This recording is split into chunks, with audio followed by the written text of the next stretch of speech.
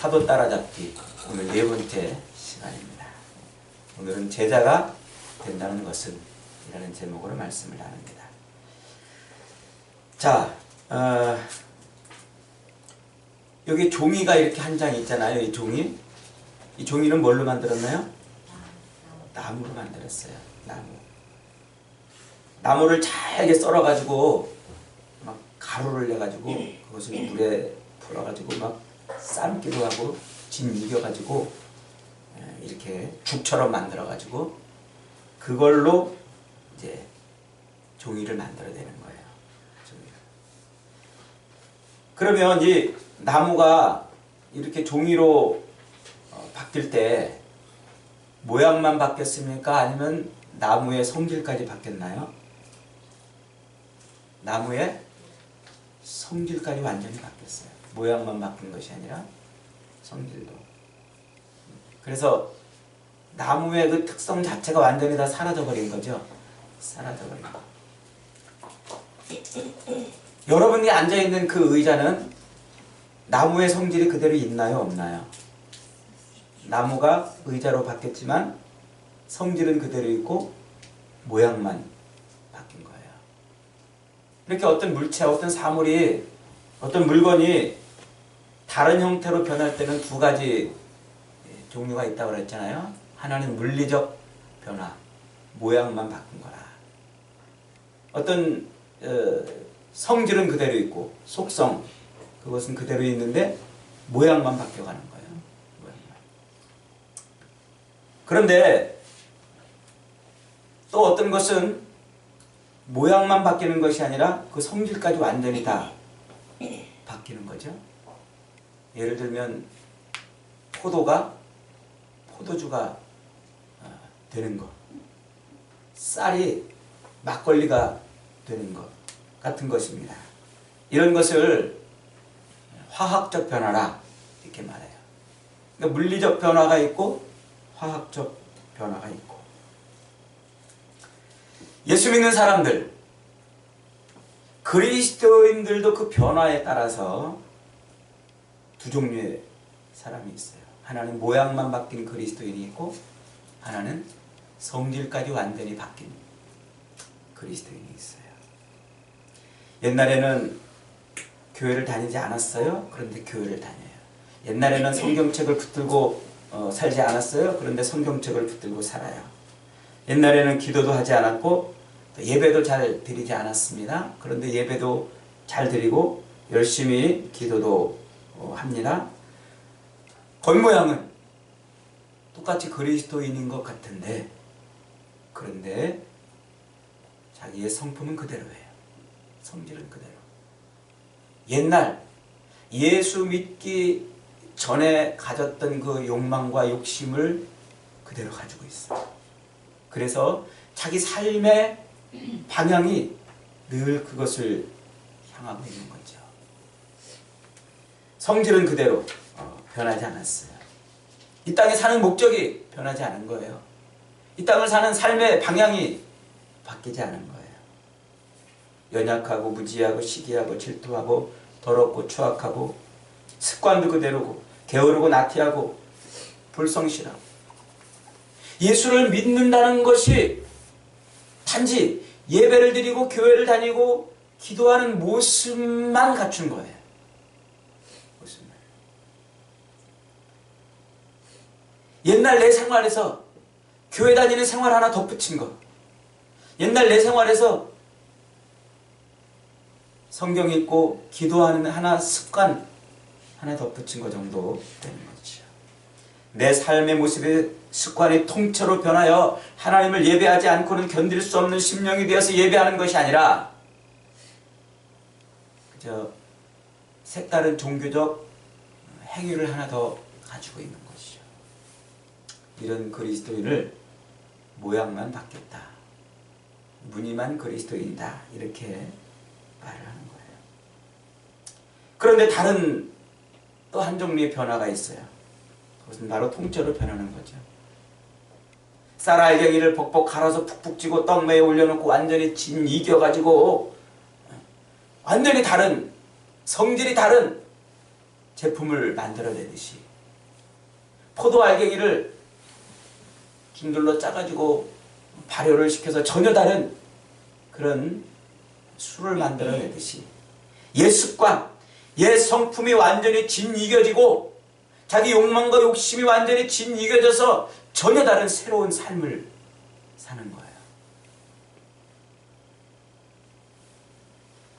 베드로를 비롯한 제자들이 오늘 본문에 보니까 공회에 잡혀가지고 너희들 예수님을 전하면, 예수를 그리스도라고 전하면 너희들 죽는다. 그러니까 입도 뻥끗하지 말고 조용히 살아. 그런 위협을 받는데도 불구하고, 자기 목숨을 내걸고 예수를 전하는 그런 삶으로 완전히 바뀌었어요. 그런 삶으로. 이거 어떻게 이렇게 바뀌었을까요? 옛날에는 예수님이 십자가에 달려 죽으시던 그 밤에 예수님을 돌돌돌 따라갔다가 너도 예수와 한 패지라는 그 소리를 듣고 놀래가지고 나는 아니라고 3번씩이나 부인하고 도망을 쳤던 그 베드로가 오늘은 공회 앞에서 사람들이 너 예수 이름을 전하면 죽는다고 위협을 당하는데도 뭐라고 말씀하고 있습니까? 19절에 보세요. 베드로와 요한이 대답하여 이르되 하나님 앞에서 너희 말을 듣는 것이 옳은가? 하나님의 말씀을 듣는 것이 옳은가? 너희가 한번 생각해봐라. 이런 담대함이 어디서 오는 걸까요? 완전히 변했기 때문에 그런 거 아닙니까? 사도 바울이 예수쟁이를 죽이려고 이리 뛰고 저리 뛰며 살다가 다메섹 도상에서 예수 그리스도를 만난 뒤에 그의 삶은 180도 달라졌어요. 삶의 방향이 바뀌고 삶의 목표가 바뀌고 삶의 모습이 달라졌어요. 여러분, 지금 여러분들은 모양만 바뀐 그리스도인입니까? 아니면 성질까지 완전히 바뀐 그리스도인입니까? 성경이 우리에게 그렇게 집요하게 이야기하고 있는 게 뭐냐면 그리스도인이 된다는 것, 예수 그리스도를 믿고 그리스도인이 된다는 것은 그저 옛 생활에서 교회 다니는 생활 하나 덧붙인 삶을 사는 게 아니라 모양만 갖춘 그리스도인이 되는 것이 아니라 완전히 자기 삶이 바뀌는 것을 말해요. 완전히 자기 삶을. 내 안에 들어와 있는 성령으로 말미암아 내 속이 완전히 달라지는 거예요. 전혀 다른 삶을 사는 거예요. 내 속사람이 변하는 거죠. 속사람이. 그걸 누가 해주느냐? 내 안에 들어온 성령께서 하시는 거예요. 성령께서. 여러분, 우리가 예수 그리스도를, 예수님을 나의 주, 나의 하나님, 예수님을 나의 그리스도라고 고백하는 그 순간 내 안에 누가 들어오신다고 그랬어요? 성령이 들어온단 말이에요. 주는 그리스도시요 나의 구세주이십니다. 그분이 내 죄를 위해서 십자가에 못 박혀 죽으셨습니다. 그분이 내 죄를 용서하시고 나를 살리셨습니다 라고 고백하는 그 순간 내 안에 성령이 훅 하고 들어오신단 말이에요. 그래서 이제 나는 이 안에 성령을 모시고 사는 사람이에요. 주의 영을 모시고 사는 사람이에요. 주의 영. 그래서 예수님을 믿고 산다는 것은 그 성령의 지배를 받고 사는 거예요. 예수님을 믿고 산다는 것은 주님의 말씀, 그 주님의 말씀을 끊임없이 생각나게 하고 그 주님의 말씀대로 살아갈 수 있도록 우리를 늘 충동질해 주시는 성령에 끌려 사는 것을 말해요. 붙들려 사는 것을 말해요. 그러니까 우리가 예수님을 믿고 제자가 된다는 것은요, 이제는 그 주님을 위해 산다는 것을 의미하는 거예요. 여러분, 우리 기왕 사는 것, 기왕 그리스도인으로 사는 것, 완전히 변화된 그리스도인으로 살아야 되지 않겠습니까? 완전히 다른 삶을 사는 그런 인생이 되어야 되지 않겠습니까? 모양만 바뀐 게 아니라 옛날 내 습관, 거기에 교회 다니는 삶 하나 덧붙인 게 아니라 이 내가 추구하고 내가 바라는 내 욕망과 이기심과 욕심을 채우려고 하는 그 삶, 세상에서 성공하고 출세하고 더 많이 갖고 더 높은 데 오르려고 몸부림치는 그 삶이 아니라 이제는 전혀 다른 삶을 살아야 되지 않겠습니까? 그게 제자가 되는 거예요. 그게 그리스도인이고 성령이 안에 들어와 있는 사람, 주를 고백하고 주를 의지하고 살기로 작정하는 사람들 안에 들어와 있는 그 성령을 붙들고 그분에게 붙들려 사는 삶이 바로 그런 삶이라는 것이죠. 여러분, 정말 내가 완전히 모양만 변하는 그리스도인이 아니라 100% 완전히 변화된 사람으로 살고 싶다면 내 속에 들어와신 그 성령을 따라서 예수님을 100% 붙들고 살아야 돼. 100%. 예수 믿는다는 것은 이제는 내가 죽고 예수님이 내 안에서 사신다는 것을 의미해요. 예수 믿는다는 것은 나를 죽이고 예수님을 드러내는 삶을 산다는 것을 말해요. 그래서 예수님이 그러잖아요. 아무든지 나를 따라오려거든 자기를 부인하고 자기 십자가를 지고 나를 돕을 것입니다. 자기를 뭐 하라고요? 부인하래, 부정하래. 나는 내가 아니라는 거예요. 이제 나는 내가 아니라는 거예요. 지금까지 예수 믿기 전까지는 내가 나였어요. 내 인생의 주인이 나였고 내가 이룰 목표가 있고 꿈이 있고 소망이 있고 내가 이 땅에서 쟁취하고 성취해야 될 것이 있었는데 예수 그리스도를 믿은 다음에 바뀐 거예요.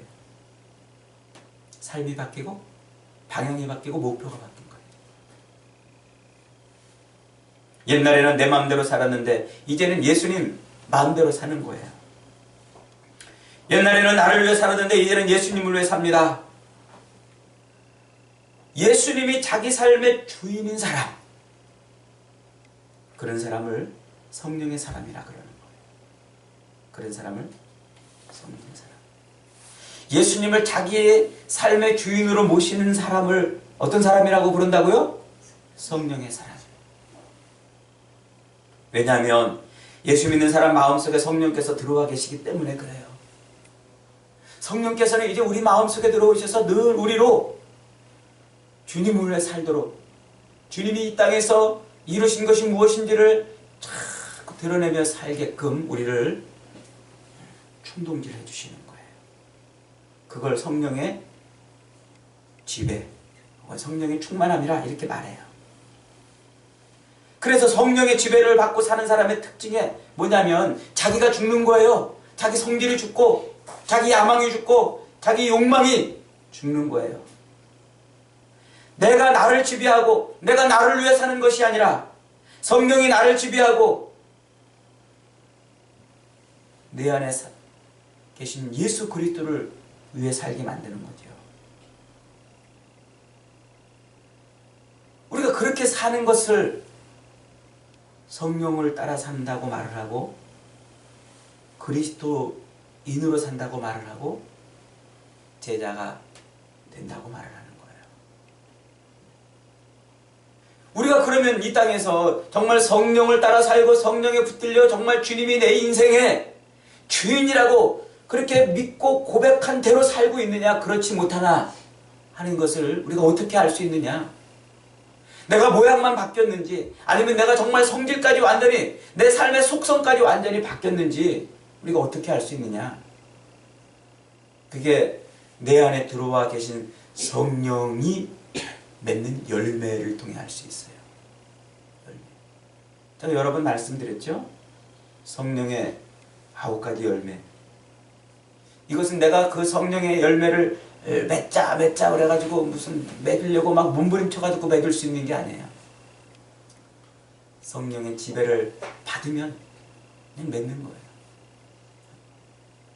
여기에 나무가 한 그루 있어요. 이 나무에 사과가 매달리면 이 나무는 무슨 나무예요?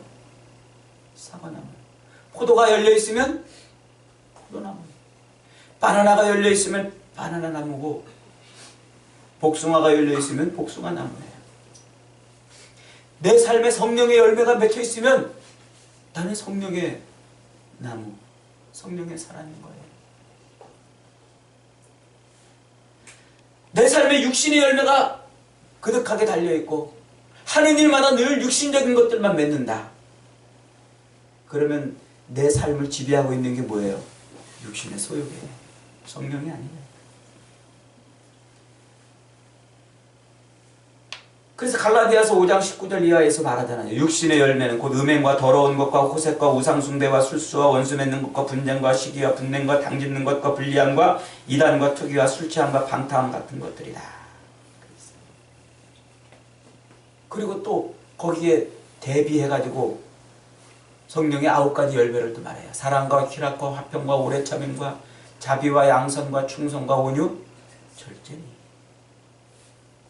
그 안에 성령이 들어와 있는 사람, 그래서 성령께 자기를 맡기고 성령의 지배를 받고 성령이 시키는 대로 사는 사람은 이것들을 금지할 법이 없다고 그랬어요.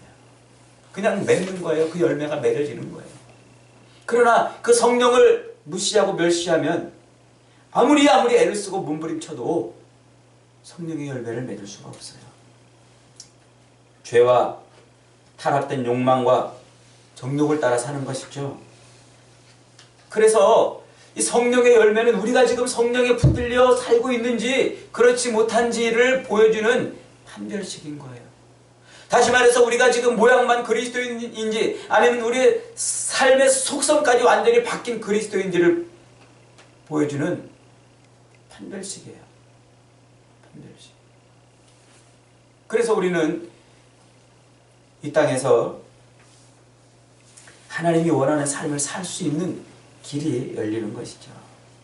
여러분, 내가 성령에 붙들려 있고 내 안에 들어와신 성령을 따라 산다면, 나를 지배하는 것이 성령이라면, 내 삶의 주인이 성령이시라면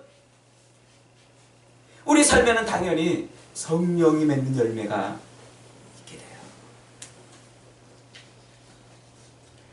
여러분이 성령 충만한 사람이 맺는, 성령이 완전히 그를 지배하고 그의 속성을 완전히 바꾼 성령에 붙들려 있는 사람들이 맺는 가장 큰 열매가 뭔 줄 아세요?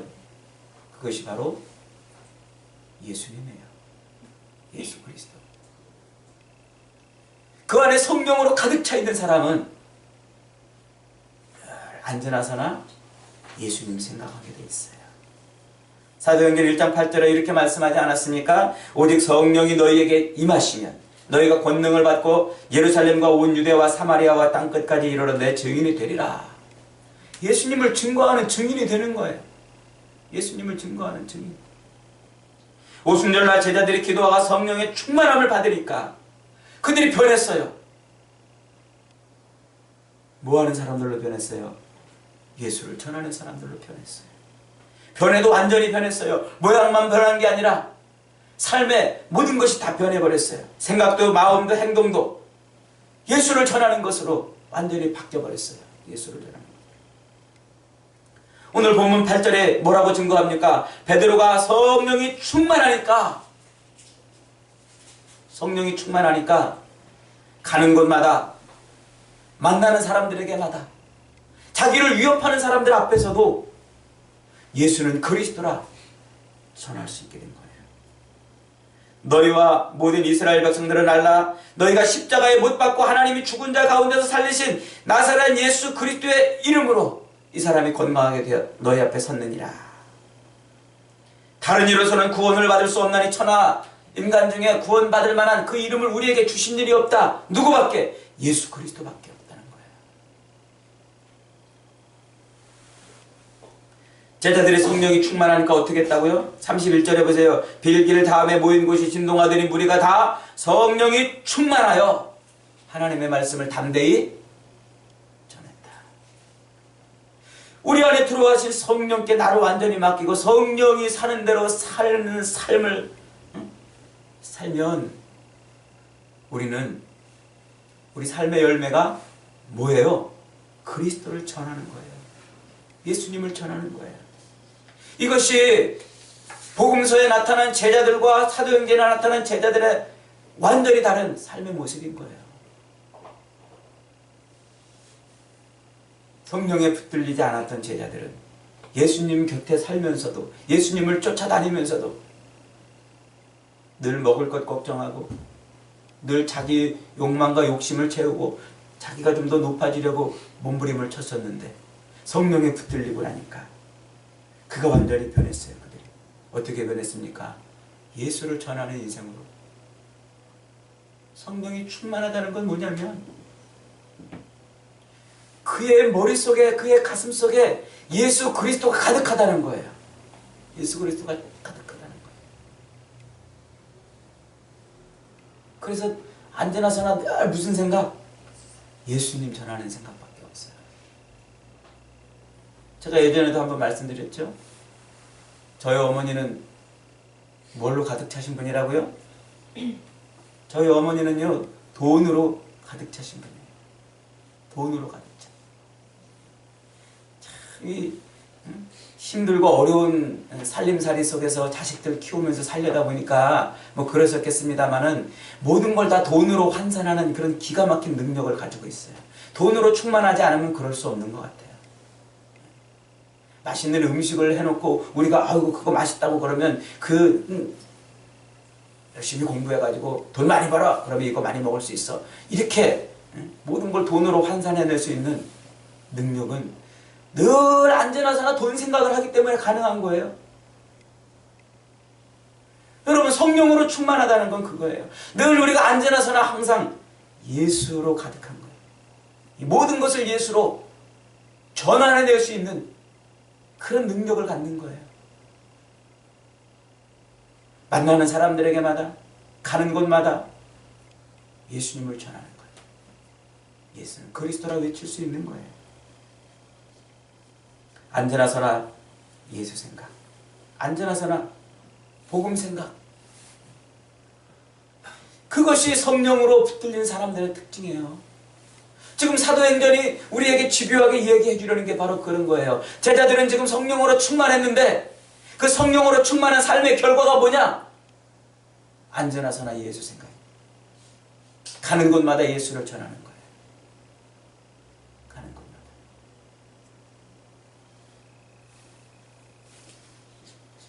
예전에 한번 여러분에게 말씀드린 예화인데, 그런 예화가 있잖아요. 타이타닉호가 침몰할 때 마침 거기에 시카고 무디 교회에서 설교를 하러 가던 유명한 설교가 존 하퍼라는 목사님이 계셨대요. 그는 이제 바닷물에 뛰어들어가지고 헤엄을 치면서 겨우 버티고 있었는데, 저쪽에서 판자떼기 하나를 붙들고 안간힘을 쓰고 있는 젊은이를 봤대요. 하퍼 목사님은 그 물속에 꼬르륵꼬르륵 잠기는 그 와중에서도 그 젊은이를 향해서, 이보게 젊은이, 나는 존 하퍼요. 젊은이는 예수님을 믿어요. 이렇게 물었대요. 젊은이가 기가 막혔대요. 지금이 어느 때인데 파도가 치면서 사람들이 지금 막 물에 빠져 죽어가고 있는, 자기도 꼴까닥꼴까닥 하는 그런 마당에 자기한테 예수님 믿냐고 물으니까 얼마나 기가 막혔겠어요. 그러다가 물결이 쳐가지고 또 하포 목사님이 또 쿡 잠겼대요. 이 젊은이가 좀 있다 보니까 또 쭉 올라오더니, 이보게 젊은이, 젊은이는 예수님을 믿는가? 이렇게 물었대요. 젊은이는 얼떨결에 대답했대요. 아니요, 아직 못 만났습니다. 그때 다시 파도가 쳤고 물속에 가라앉은 하퍼 목사님은 다시 떠오르지 않았대요. 청년은 나중에 구조가 되었답니다. 그로부터 2주일 뒤 뉴욕의 한 기독 청년 집회에서 젊은이는 이렇게 말했대요. 여러분, 제가 존 하퍼 목사님께 마지막으로 전도받은 사람입니다. 그는 자기가 죽어가는 속에서도 예수를 전하고 죽었습니다. 여러분, 우리가 모양만 바뀐 그리스도인이 아니라 완전히 성질이 바뀌고 삶의 속성이 바뀌었다는 것은 우리 삶에 완전히 새로워진 것을 의미해요. 뭘로요? 예수 그리스도로 완전히 새로워진 거예요. 내 안에 성령이 계신 사람의 가장 중요한 특징 중에 하나는 바로 그리스도를 전하는 거예요. 예수님을 외치는 거예요. 죽음의 위협 앞에서도, 죽는다고 위협을 받는 그런 상황에서도 베드로와 요한이, 제자들이 복음 전하기를, 예수 전하기를 멈추지 않았던 것처럼 말이죠. 여러분, 사도행전을 가리켜서 성령행전이라 이렇게 말한다고 그랬죠. 그 이유는 성령 받은 사람들의 이야기이기 때문에 그래요. 성령을 받은 사람들이 복음을 가지고 사람들을 변화시켰고, 성령을 받은 사람들이 복음을 가지고 나라를 변화시켰고, 성령을 받은 사람들이 복음을 가지고 세상을 변화시킨 이야기예요. 그러나 그 성령 받았던 사람들의 가장 중요한 특징은 자기 삶이 먼저 변해 있었다는 거예요. 그리스도를 전하는 삶으로 말이죠. 그리스도를 전하는 삶으로. 우리 안에, 우리가 예수 그리스도를 고백하는 그 순간 우리 안에 누가 들어오신다고요? 성령이 들어오셔요. 성령께 여러분의 마음 전부를 내드리세요. 성령이 여러분을 이끌어가는 대로 다 내드리세요. 언제나 서나 늘 예수 생각으로 충만해 보십시오. 그러면 모양만 바뀐 그리스도인이 아니라 100% 삶이 바뀐 그리스도인으로 살아갈 수 있는 겁니다. 사랑하는 여러분, 지금도 주님은 이런 사람들을 찾아서 일하고 이런 사람들을 통해서 일을 하십니다. 하나님께서 우리가 이 땅에서 어떻게 살든 돈을 많이 벌고 잘 먹고 잘 사는 그것을 하나님이 바라시는 것이 아니라 죄인들을 위해서 십자가에 매달아 죽이실 만큼 이 땅에 아들을 보내신 그 안타까운 그 심정으로 그리스도를 전하는 사람들을 찾고 계세요. 저와 여러분이 예수님을 전하는 사람들이 되기를 바랍니다. 완전히 성령에 사로잡혀서 그리스도를 증거하는 사람이 되기를 원합니다. 언제나 서나 가는 곳마다 만나는 사람들에게마다 예수를 증거하는 100% 변해 있는 그런 그리스도인으로 살아갈 수 있기를 주님의 이름으로 축원합니다.